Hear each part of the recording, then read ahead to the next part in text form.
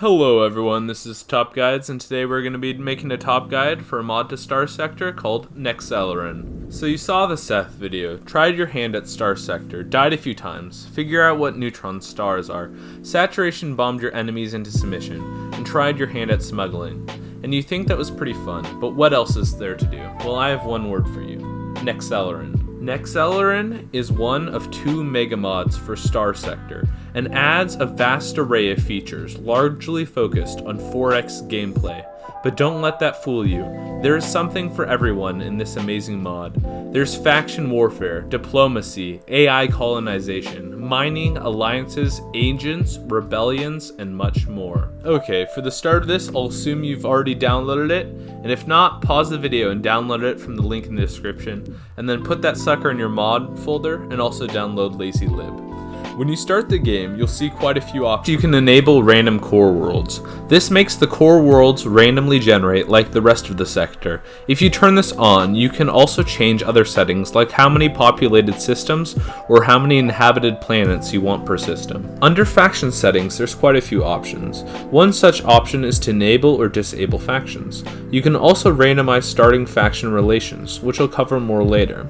But basically you can make it so that Tritac and the Church of Lud don't hate each other.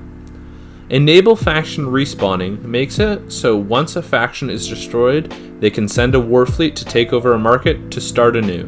This by default can happen 3 times.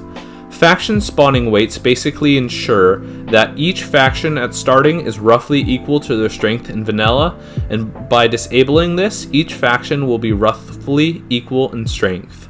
Or you can set the weights to random and maybe have an independent or Tritech dominated sector. In other settings, you also have a bunch of options like Prism Freeport, which is an independent market in the middle of the galaxy, or Drilic Empire, where everyone starts with a market, and to expand has to steal markets from a relatively defenseless domain-era drone empire. Then you have to decide whether to start as part of someone else's faction, whether to start as your own faction, or whether to start as none at all.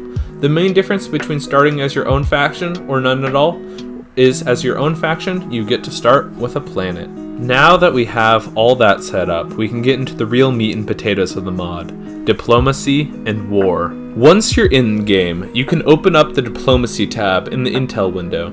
It might be a bit overwhelming at first, but basically each faction has an alignment represented by numeric values from 1 to -1, whether corporatist, military, ideological, technocratic, or diplomatic. And each faction is attracted to, like, and repulsed by differences. This is the baseline diplomacy between factions.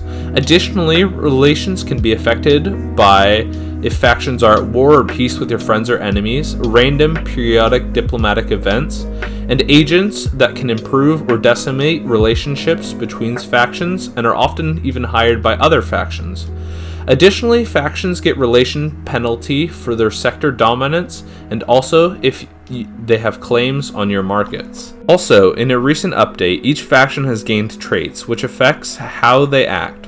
For example, hegemony is paranoid, so they can declare war while suspicious instead of hostile.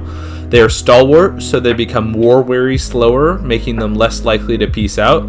Law and order, which gives them a reputation penalty against countries, or I guess nations, that have free port. And envious, which makes the faction dominance penalty worse. There's way more traits than just these, but I'll let you explore those for yourself. If two factions like each other enough, then they can form an alliance. To form an alliance, both candidate members must be at least friendly and have at least one of their alignments sum up to greater than 1 point. To join an existing alliance, candidates must be at least friendly with all its current members, and their value for alliance alignment must be greater than 0. To remain in an alliance, a member must at least average welcoming with all other members and not hostile to any of them. This means that using agents, you can work to dissolve strong alliances.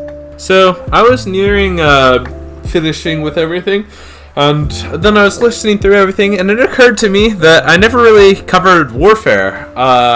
It's just I've just been playing with Nexerelin for so long that it never really occurred to me that warfare is quite different in this game than it is in the base game. So I might as well cover that now. So basically what happens is, based off a country's, or I guess a faction's industrial power, they will gain a certain amount of invasion points, and once they have enough invasion points, then they can launch an invasion on any market or colony or anything like that, and then either the invasion will succeed, in which case they will take over the market, or the invasion will fail and the points will not be refunded to them, and then they'll keep moving on. But nations have to be at war for that to happen, and in order for a nation to declare war on another nation, sans a few outside possibilities, like if they are paranoid, the two nations have to be hostile with each other, and then they are at war. Additionally, you can also hire invasion fleets if you go to one of your markets, and then you talk to the network market administrator, and then you go to special options, and then you can hire an invasion fleet.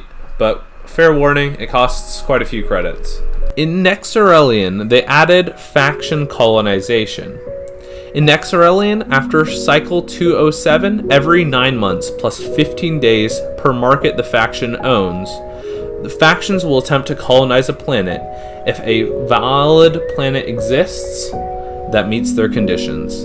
This definitely adds some longevity and depth to the game, because as you grow yourself, so will the AI and factions alongside you.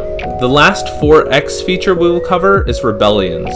Markets you and others capture can end up rebelling against you, and it happens because of market stability. Once the rebellion starts, you can sell marines, hand weapons, or supplies to the open market or military market, or talk to the base commander and admin on Comboard and sell them there to make the government side stronger, or you can sell to the black market to make the rebels stronger.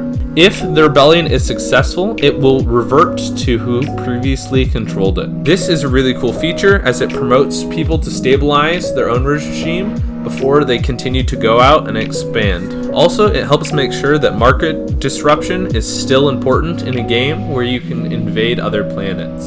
The last and slightly smaller feature added is mining. Asteroids and uninhabited planets or moons can be mined. You can survey a planet to find the mineable resources. Sometimes accidents can happen when you're mining, where you will lose CR, you will lose crew, or sometimes machinery.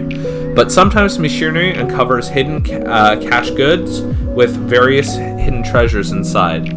Mining is a viable, low-risk, low-reward strategy. Just keep in mind, only a limited selection of ships, like the Shepherd, or weapons, like the mining laser, can actually mine.